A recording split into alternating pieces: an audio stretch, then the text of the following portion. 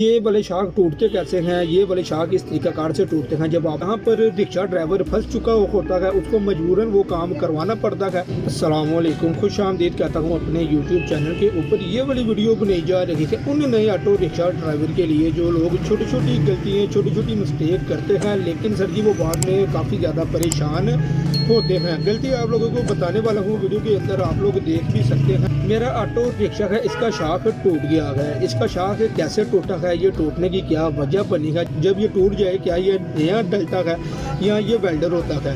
Sir जी वो आपकी capacity के ऊपर होता है। अगर आपने नया शाख डलवाना है तो आप लोग डलवा सकते हैं, अगर आप लोगों ने वेल्डिंग करवाना है तो आप लोग फिर भी वेल्डिंग करवा सकते हैं। नुकसान क्या होगा, आप लोग सबसे पहले मैकेनिक के पास जाएंगे, मैकेनिक आपसे अलग पैसे लेगा, वेल्डर आपसे अलग पैसे लेगा। पैसे भी सर जी वो अपनी मर्जी से लेगा।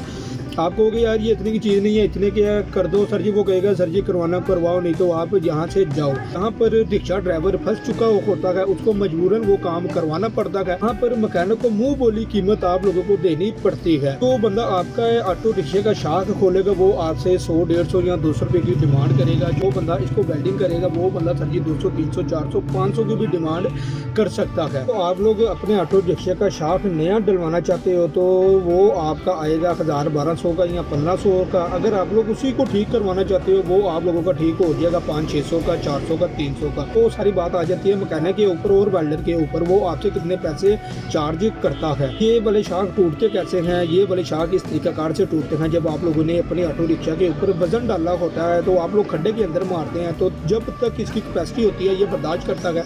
एक टाइम पे आके आप लोगों की गाड़ी के शाख टूट जाते हैं। और शाख टूटने की वजह सर जी यही होती है खड्डों की। जिस साइड से आप लोगों की गाड़ी का शाख टूटा होगा उस साइड से आप लोगों की गाड़ी ज़्यादा जोर ले रही होगी।